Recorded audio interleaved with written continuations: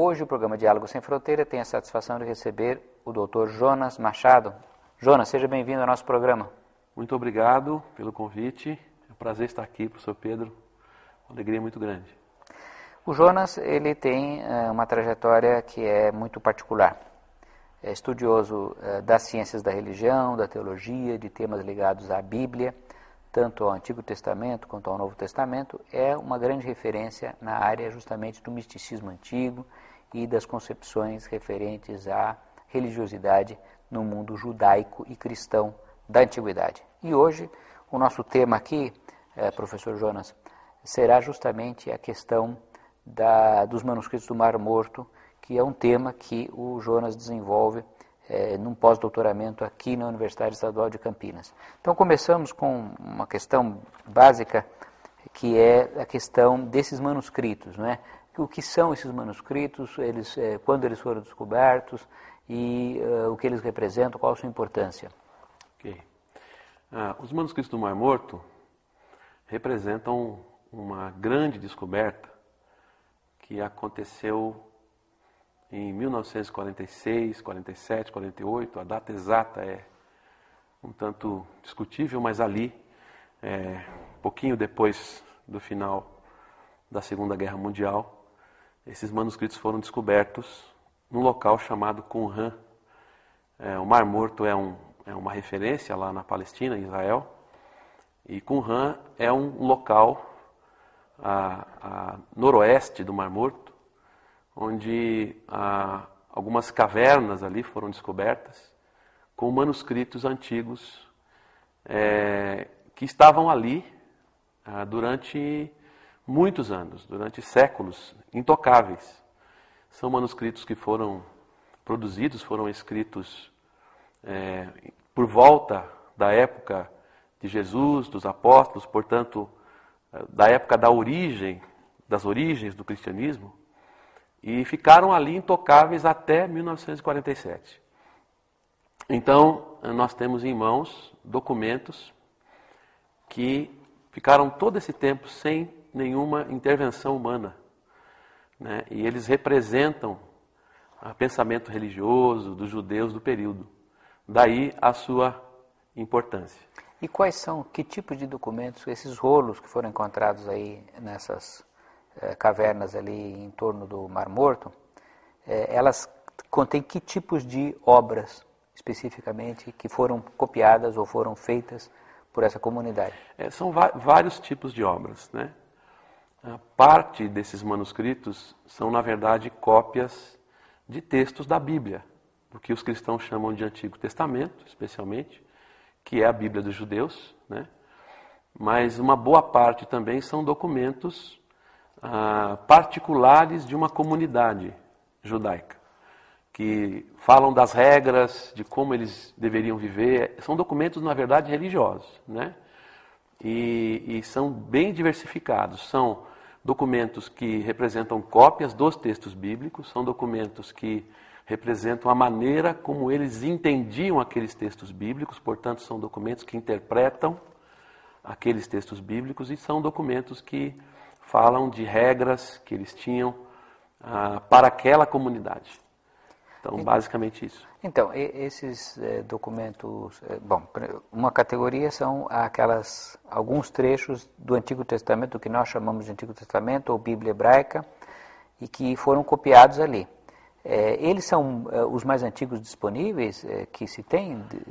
Qual a importância desses documentos? Então, no caso do que a gente chama de crítica bíblica, que é a pesquisa a respeito das origens do próprio texto bíblico, de fato, um dos grandes valores que nós temos ali, por exemplo, eu vou citar só um exemplo, é o grande rolo do livro de Isaías, né? Da Bíblia hebraica e do Antigo Testamento cristão, só para exemplificar a importância disso. Esse rolo do livro de Isaías, ele representa hoje o que há de mais antigo em termos de documento original disponível. Porque até então, o que existia disponível do original hebraico do livro de Isaías era de mais ou menos 1000 anos depois de Cristo. Então eles são 1000 anos mais antigos do que a mais antiga Bíblia, Antigo Testamento. Então esse documento nos ajuda a entender como esse texto foi transmitido, que mudanças aconteceram. Esses documentos nos ajudam a entender o processo de transmissão da Bíblia, né, no que diz respeito às línguas originais, às cópias e tudo mais, que fornecem a base para as traduções da Bíblia que nós temos hoje, para as várias línguas, inclusive para o português, né?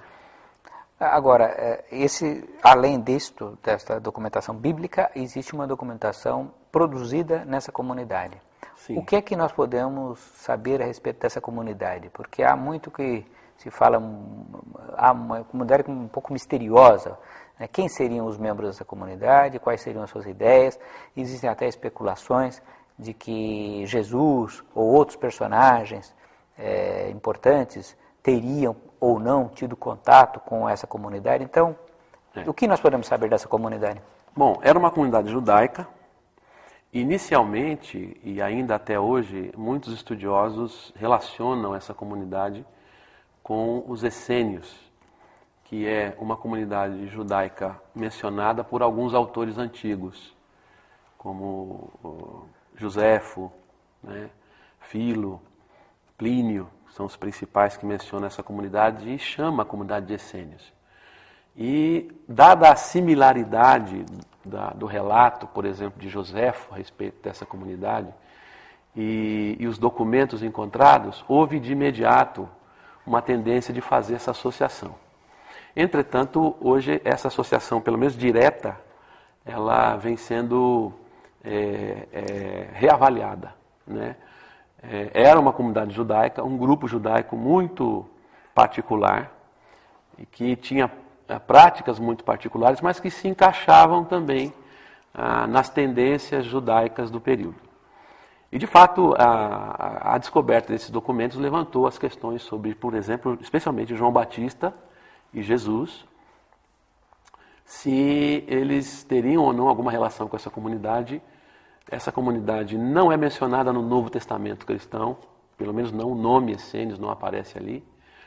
Então, existiram já várias tentativas de fazer paralelos até de se discutir se Jesus teria sido ou não um essênio, teria estado lá ou não, se João Batista teria sido um essênio ou não. Na verdade, não há nada conclusivo sobre isso, né? Agora, depois de 60 anos já da descoberta desses manuscritos, das pesquisas que já foram feitas e comparações, existem similaridades, mas que se encaixam nas possíveis similaridades entre os grupos judaicos da época. Agora, não há como afirmar Jesus foi de fato um essênio, João Batista foi de fato um essênio, nós não temos elementos para afirmar com certeza isso, embora exista uma proximidade de quando a gente compara o que nós temos lá no chamado Novo Testamento cristão, nos evangelhos especialmente, com alguns pontos dos documentos de Qumran daquela comunidade, como eles viviam, o que eles acreditavam, né? E quando a gente lê os evangelhos, a gente vê similaridades. Então, entre essas similaridades, quais você destacaria? Porque há uma questão que muito se menciona, que acho que é fundamental, que é a questão do messianismo, da ideia de fim de mundo. Isso. Então, uma luta de bem contra o mal. Quais os pontos principais? Esses são os pontos principais, né? A comunidade de Qumran tem, sem dúvida, uma forte tendência apocalíptica.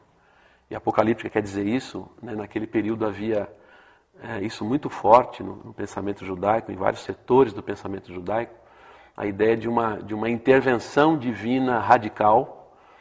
Talvez porque as próprias esperanças, né, dos judeus haviam já se arrefecido, dado ao tempo passado de escravidão, de submissão a outros povos. Então, se buscam novas maneiras de interpretar e de entender a sua realidade, especialmente, no caso, a partir de conceitos religiosos.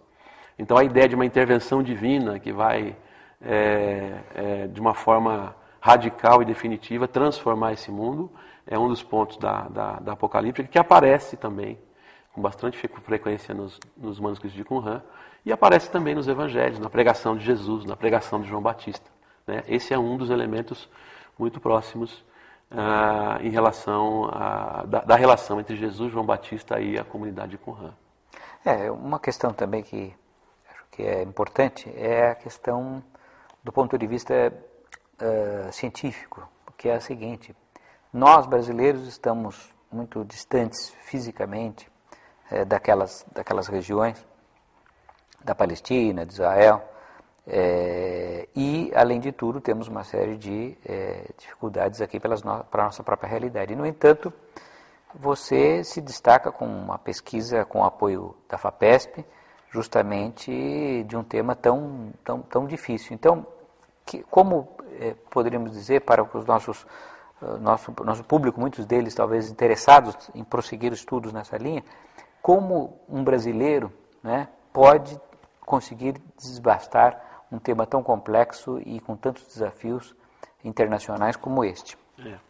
Bom, nós temos hoje, talvez uma coisa importante a mencionar, nós já temos em português uma tradução ou traduções dos manuscritos do Mar Morto disponíveis, né, começando por aí. Eu cito, por exemplo, o texto do Garcia Martínez, editado pela Vozes, né, Textos de Qumran, que está disponível em qualquer livraria. Ali você tem praticamente todos os manuscritos, exceto os bíblicos, né? Mas você tem ali acesso em português a esse material.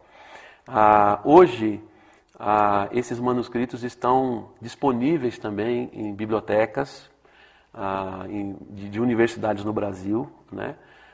Especialmente uma coleção. No original. Estão no original em hebraico. Uma coleção oficial, né? Chamada Descobertas no Deserto da Judéia. Acabou de ser completada agora no seu 40º volume, publicada pela Universidade de Oxford. E algumas universidades brasileiras têm essa coleção. Então você tem acesso tanto em português como tem acesso no original hebraico, porque isso está completamente... O que era possível publicar está publicado.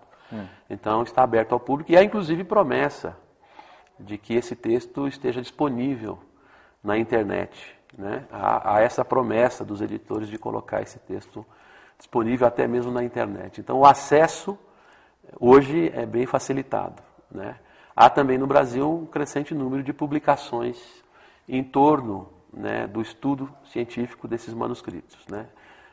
Especialmente a partir dos anos 1990, porque a partir daí houve uma abertura, né, de publicação e esses manuscritos se tornaram realmente disponíveis para o público. Então há também o livre acesso possibilita também o interesse, né, para que a gente possa trabalhar e estudar esses manuscritos. Então hoje a gente tem possibilidades de acesso a essas fontes para poder trabalhar com elas.